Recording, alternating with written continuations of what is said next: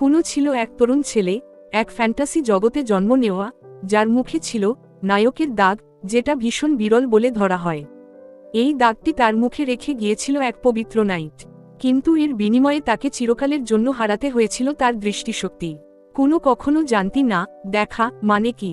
সে প্রায়ই তার বাবা মাকে জিজ্ঞেস করত, দেখা জিনিসটা আসলে কেমন অনুভূতি।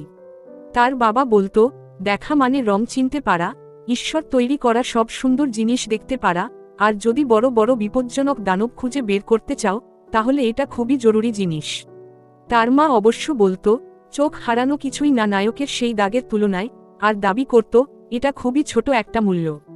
কুনো প্রায়ই তাদের বাড়ির দাসীদের ফিসফিসানি শুনত, যারা তার অন্ধত্বের জন্য তাকে করুণা করত। এটা কুনোকে ভীষণ বিরক্ত করত, কারণ সে শুধু চাইত তার বয়সের অন্য ছেলেদের মতোই তাকে স্বাভাবিকভাবে গ্রহণ করা হোক। কিছুদিন পর তার জন্য একজন জাদুশিক্ষক নিয়োগ করা হয়। এতে সে খুব একটা খুশি ছিল না, কারণ সে বুঝতেই পারত না, যে মানুষ দেখতে পায় না, তার জন্য জাদু শেখার মানে কি। এক দাসী তাকে পথ দেখিয়ে সেই ঘরে নিয়ে যায়, যেখানে তার নতুন জাদু টিউটর অপেক্ষা করছিল। হাঁটতে হাঁটতে কোনো দাসীটিকে জিজ্ঞেস করে, যখন আমি নিজে নিজে হাঁটতেও পারি না আর সব সময় কাউকে হাত ধরে রাখতে হয়, তখন জাদু শিখে লাভটা কি? দাসী তার হতাশা বুঝতে পারে এবং বলে, তার কপালে জল ক্রেস্ট আছে, যার মানে তার ভেতরে জাদুর প্রতি ভীষণ শক্তিশালী প্রবণতা আছে, বিশেষ করে জলজাদুর প্রতি। যদি সে এই জাদু শিখতে পারে, তাহলে সে নিজের জন্য এবং পুরো বিশ্বের জন্য অসাধারণ কিছু করতে পারবে। কুনো খুব একটা একমত হয় না, কিন্তু তর্ক না করে চুপচাপ থাকে। দাসী দরজা খুলে দেয়, আর ভেতরে তার নতুন শিক্ষক জেন তার জন্য অপেক্ষা করছিল। নীল চুলের সেই নার্ড টাইপ সুন্দরী জেন তাকে উষ্ণভাবে অভিবাদন জানায় এবং প্রথম পাঠ শুরু করে। আশ্চর্যের বিষয়, এই প্রথম পাঠটাই কুনোর জন্য খুব সহজ হয়ে যায়। সে সঙ্গে সঙ্গেই একটি সাধারণ মন্ত্র দিয়ে তার দণ্ড ভিজিয়ে ফেলতে পারে। জেন তার প্রতিভার প্রশংসা করে। কুনো জিজ্ঞেস করে, সে আসলে কি করল। জেন বোঝায়, সে শুধু একটা সহজ জাদু ব্যবহার করেছে, যা চোখের মণির মতো ছোট একটা জলফোঁটা তৈরি করেছে।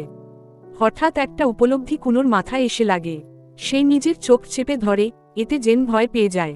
সে ভাবে, কুনো বুঝি এমন কেউ যে সামান্য কথাতেই খুব সহজে রেগে যায়। কিন্তু কুনো হঠাৎ চিৎকার করে ওঠে, যদি আমি চোখের মণির মতো জল বানাতে পারি, তাহলে আমি চোখের মণির মতো চোখও বানাতে পারি। এই দুই জিনিসের মধ্যে সে কিভাবে সম্পর্ক খুঁজে পেল, সেটা রহস্যই রয়ে গেল। কিন্তু অ্যানিমে লজিকের সাথে তর্ক করার উপায় নেই। কিছু সময় কেটে যায়। এখন কুনো আগের মতো বিষণ্ণ থাকে না। সে বিভিন্ন জিনিস স্পর্শ করতে, আলাদা আলাদা গন্ধ আর স্বাদের প্রতি আগ্রহী হতে শুরু করে। সে লেটুস খাচ্ছিল, কিন্তু বুঝতেই পারছিল না আসলে কি চিবোচ্ছে। দাসী হাসিমুখে তাকে সবকিছু বুঝিয়ে দেয়, আর বলে, এখন রান্না করা আগের চেয়ে অনেক বেশি আনন্দের কাজ মনে হচ্ছে। সে মজা করে তার মুখে ব্লুবেরি ঘষে দেয়, আর কুনো ধীরে ধীরে ইন্দ্রিয়গুলোর মানে বুঝতে শেখে। কিন্তু শিগগিরই তার শিক্ষক এসে পড়ে, তাই তাকে চলে যেতে হয়। তার আরেক টিউটর ফ্লোরা ছিল একেবারে মমি টাইপ। সে জিজ্ঞেস করে, আজ সে কি পড়তে চায়। কুনো বলে, সে ইতিহাস পড়তে চায়, বিশেষ করে পবিত্র নাইট হিউ এর গল্প। ফ্লোরা একটু অবাক হয়, কারণ এই পবিত্র নাইটের কারণেই কুনো অন্ধ। কিন্তু দাসী তাকে সম্মতি দেয়। ফ্লোরা কুনোকে বলে, যদি কোনো সময় অস্বস্তি লাগে বা ভয় পায়, তাহলে যেন জানায়। কুনো বলে, সে সব কিছু শিখতে চায়, যা কিছু শেখা যায়। সে জানতে পারে, কিভাবে মানুষ আর দানবদের মধ্যে ভয়ঙ্কর যুদ্ধ হয়েছিল, আর মানুষ প্রায় হেরে যাচ্ছিল। তখন মানবজাতির পক্ষে আবির্ভূত হয় এক নায়ক, হিউ দ্য হোলি নাইট, যে দানব রাজাকে পরাজিত করে পৃথিবীতে শান্তি ফিরিয়ে আনে। কিন্তু দানব রাজা তাকে অভিশাপ দেয়। সেই দিন থেকে তার রক্তধারার প্রতিটি প্রজন্মে কেউ না কেউ কোনো কিছু ছাড়া জন্মায়, কেউ পা ছাড়া, কেউ দাঁত ছাড়া, কেউ চোখ ছাড়া। এই কারণেই এই রক্তধারার প্রতিবন্ধীদের মানুষ নায়কের পুনর্জন্ম বলে ডাকে, কারণ তাদের শরীরে নায়কের সেই দাগ থাকে। কিন্তু কুনো এই ধারণায় বিশ্বাস করে না। সে মনে করে, সে শুধু হিউ এর পুনর্জন্ম নয়, সে নিজের মতো একজন মানুষ। তার জাদুশক্তি তার নিজের, কোনো মৃত নায়কের ধার করা নয়। সে প্রতিদিন অনুশীলন করে, শুধু একটাই লক্ষ্য নিয়ে, একদিন নিজের জন্য নিজেই চোখ তৈরি করবে। কিন্তু এর মূল্য আছে। অতিরিক্ত অনুশীলনে তার ম্যানা আর শক্তি দ্রুত ফুরিয়ে যায়। একদিন সে মাঠে লুটিয়ে পড়ে, আর দাসী তাকে কোলে করে ভেতরে নিয়ে আসে। কুনো বিরক্ত হয়ে বলে, এইভাবে চললে আমার চোখ বানাতে চিরকাল লেগে যাবে। দাসী বলে, সে তো এখনো মাত্র 7 বছর বয়সী, শক্ত হতে হলে শরীর গড়তে হবে। কিন্তু কোনো বলে এই গতিতে চললে মৌলিক মন্ত্রই ব্যবহার করা যাবে না। দাসী আইকো মজা করে বলে হয়তো তাকে শরীরচর্চার গিয়ারে তুলে তলোয়ার চালানো শেখালে সে দ্রুত শক্তিশালী হবে। পরদিনই তারা এক বৃদ্ধ তলোয়ার গুরু ওরুকে নিয়ে আসে। কোনো প্রথম দিনেই বেসিক শিখে ফেলে। ঠিক তখনই জেন আসে জাদু শেখাতে। জেন তার পরিশ্রম দেখে অবাক হয় আর জিজ্ঞেস করে সে বিরতি চায় কিনা। কিন্তু কোনো তলোয়ার রেখে সঙ্গে সঙ্গে দণ্ড তুলে নেয়। জেন শুধু আগের পাঠটা মনে আছে কিনা পরীক্ষা করতে চায়। কোনো মন্ত্র পড়ে, কিন্তু এবার একটার বদলে 10টা স্বচ্ছ জলবল তৈরি হয়। জেন অবাক হয়ে ভাবে এই ছেলে সত্যিই জাদুর জন্যই জন্মেছে। এরপর একদিন রাজপ্রাসাদ থেকে এক অতিথি আসে, রাজকন্যা মিরি। কুনুর জন্মের পর থেকেই তার সঙ্গে তার বাগদান ঠিক করা ছিল। আগে সে কুনোকে পছন্দ করত না, কারণ কুনো খুব চুপচাপ থাকত। কিন্তু এবার তাকে দেখে সে অবাক হয়। কুনো হাসিমুখে তাকে স্বাগত জানায়। সে জিজ্ঞেস করে, তুমি এত বদলে গেলে কেন? কুনো বলে সে জাদুর প্রেমে পড়েছে আর জীবনের নতুন উদ্দেশ্য পেয়েছে। সে একটা জলবল তৈরি করে, তারপর রংধনু বানিয়ে তাকে মুগ্ধ করে। তারা বাগানে হাঁটে, গল্প করে, আর সূর্য অস্ত গেলে মিরিকে ফিরে যেতে হয়। পরদিন কুনো ফ্লোরাকে বলে সে একজন ভদ্রলোকের আচরণ শিখতে চায়, মিরির জন্য ভালো সঙ্গী হতে চায়। ফ্লোরা মুগ্ধ হয়ে তাকে সব রকম সৌজন্য শেখাতে শুরু করে। তার পাঠ শেষ হওয়ার পর যেন তার ক্লাসের জন্য আসে এবং কুনোর আচরণের এই পরিবর্তন দেখে হতভম্ব হয়ে যায়। কুনো তাকে খুব ভদ্রভাবে অভিবাদন জানায় এবং এতদিন সে যা কিছু করেছে তার জন্য কৃতজ্ঞতা প্রকাশ করে। জেন সিদ্ধান্ত নেয় তাকে বেসিক জাদু থেকে উন্নীত করবে এবং বোঝায় যে এখন তারা আরও জটিল মন্ত্র শেখা শুরু করতে পারে, যেখানে তাকে মন্ত্রের বিভিন্ন উপাদান নিয়ে ভাবতে হবে। যেমন তরলের ঘনত্ব, রং, তাপমাত্রা ইত্যাদি বদলানো যায় এবং সেগুলো লক্ষ লক্ষ উপায়ে ব্যবহার করা সম্ভব। সে তার সামনে দুটি পানির গোলা তৈরি করে এবং তাকে দুটিতেই হাত দিতে বলে। এই আকারগুলো কুনোর কাছে পরিচিত, তাই সে সঙ্গে সঙ্গে ধরে ফেলে এবং বুঝতে পারে যে একটি উষ্ণ আর অন্যটি ঠান্ডা। জেন বলে এই ধরনের পরিবর্তনই একজন জাদুকরকে আরেকজনের থেকে আলাদা করে। কোনো বিষয়টা বুঝতে পারে বলে মনে হয় এবং একটি পানির গোলা তৈরি করে, যা সামনে রাখা কাপে পড়ে যায়। তারপর সে আইকোকে এক চুমুক খেতে বলে, যা তাকে একটু বিভ্রান্ত করে, কিন্তু সে প্রশ্ন না করে তাই করে। পানি চেখে দেখার সঙ্গে সঙ্গেই তার মুখের ভাব বদলে যায়। জেন এটা দেখে একেবারে হতভম্ব হয়ে যায়, কারণ সে ভেবেছিল এই নতুন জিনিস শেখাতে তার পুরো একটি নির্ঘুম রাত লেগেছিল। আর সে তো সঙ্গে সঙ্গেই আয়ত্ত করে ফেলল। তাই অন্তত সে যেন এক মুহূর্তে সবকিছু আয়ত্ত না করে, সেটুকু আশা করেছিল। সেই রাতে কুনো তার বিছানায় জেগে থাকে, হাতে একটি সবুজ আর একটি লাল আপেল নিয়ে ভাবতে থাকে কিভাবে সে সাদার গন্ধ বুঝতে পারে। কিন্তু তবুও সে বুঝতে পারে না রং আসলে কি, যতক্ষণ না সে উপলব্ধি করে যে রং না বুঝলে সে তার জাদুতে সূক্ষ্ম পরিবর্তন তো দূরের কথা, ঠিকঠাক মন্ত্রও তৈরি করতে পারবে না। পরদিন সকালে নাশতার সময় হঠাৎ তার ভেতরে কিছু একটা বদলে যায়। সে আইকোকে বলে সে দুধ ছাড়া মিল্ক টি চায়, যা একেবারেই বোকামি। কিন্তু আইকো একজন প্রতিবন্ধী মানুষকে নিয়ে হাসাহাসি করতে চায় না, তাই তাকে একটু পানি আনতে বলে।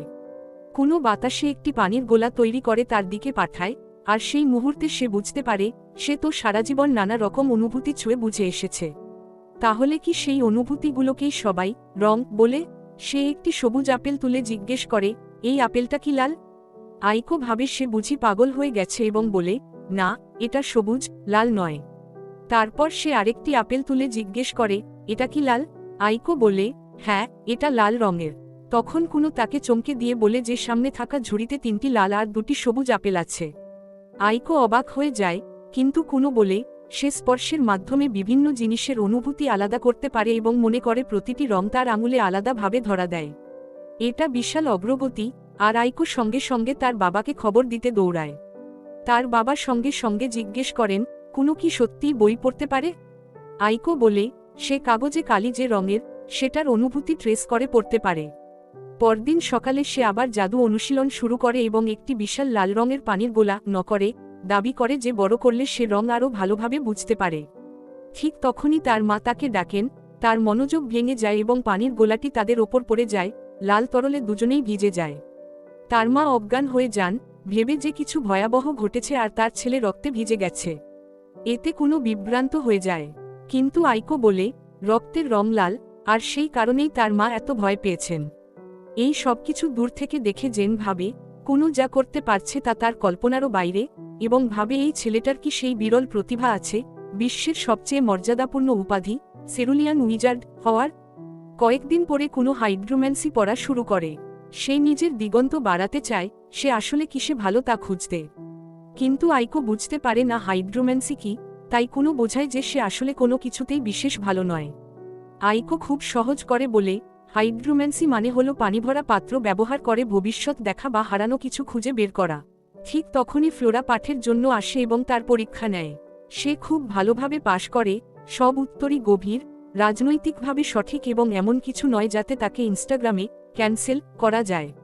কোনোভাবে এই স্তরে ফ্লোরা তাকে যা শেখানোর ছিল সবই শিখিয়ে দিয়েছে, আর এখন সে চিন্তায় পড়ে যায়, সে কি তাকে হাজ্জদের রিজ আপ করা খুব ভালোভাবেই শিখিয়ে ফেলেছে।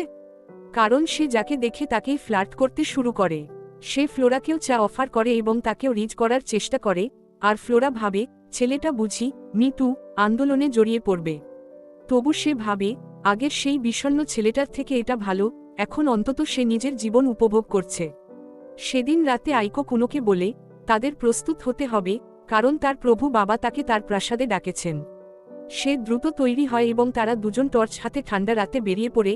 আইকো ঠান্ডার অভিযোগ করতে থাকে, কোনো কিছু করার সিদ্ধান্ত নেয় এবং দুটি বড় পানির গোলা তৈরি করে।